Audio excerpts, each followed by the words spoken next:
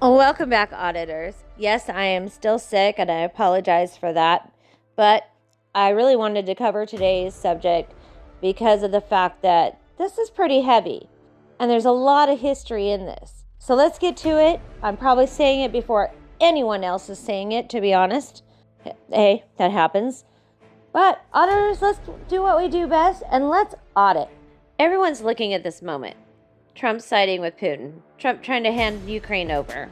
And they're asking the wrong question. It isn't, why is Trump helping Russia? It's, what does Trump get out of letting Putin win? When you look at the blueprint that Trump is working off of, you start realize something. Trump doesn't want peace in Ukraine.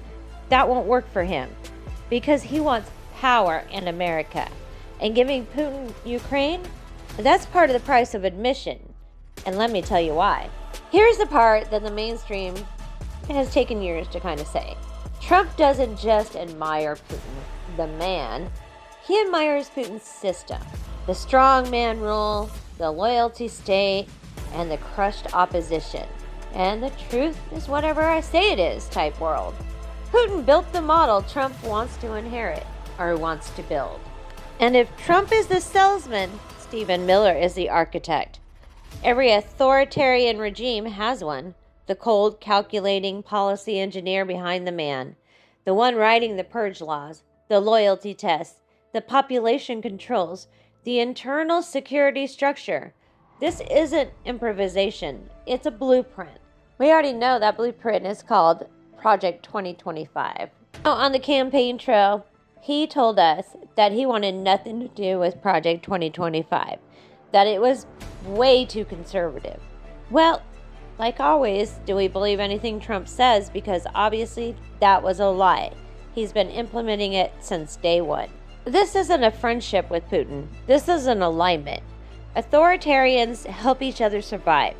Putin needs territory, legitimacy, and someone willing to break NATO. Trump needs strongman nations proving that democracy is optional. The handshake is a transaction, a shared vision of the world they want. Here's where people will get nervous, and they should, because the historical parallel becomes uncomfortable. They aren't copying the symbols of past authoritarian movements. They're copying the architecture. The controlled courts, the internal security force, the propaganda pipelines, the fear-based hierarchies. This is how strongman states are built in the 21st century. They're not just recreating the imagery of 1930s authoritarianism.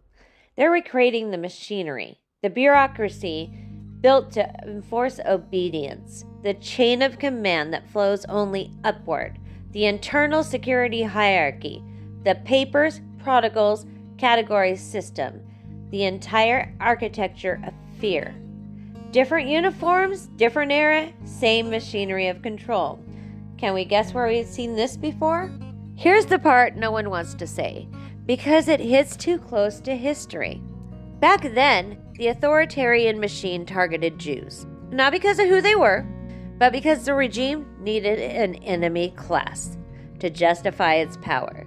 Today, they don't use the same targets, but they're using the same formula. In America, the labels have now become illegals, foreigners, outsiders, non-citizens, the un-American. You dehumanize them until cruelty feels justified.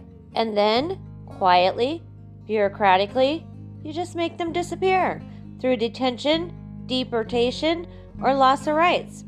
This time it's not with trains, not with camps, but with ICE raids, expedited removal, and court systems redesigned to rubber stamp power. Different targets, different language, but the same architecture of persecution. A lot of Americans took "Make America Great Again" at face value, but that was never the actual plan. The shadow it casts tells the real story. MAGA was always make America go authoritarian, create chaos, break the institutions, overwhelm the public, and the strongman steps in. This is why Ukraine matters.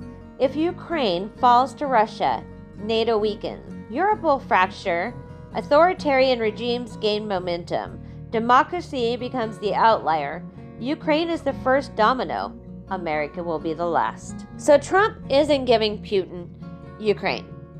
Not because he's loyal to him. He's doing it because a world where Putin wins is a world where Trump's model thrives, where Stephen Miller's win. Ukraine is the test run. America is the actual target. We need to be aware of that. Well, auditors, that was a heavy one. Shall we mark it audit complete?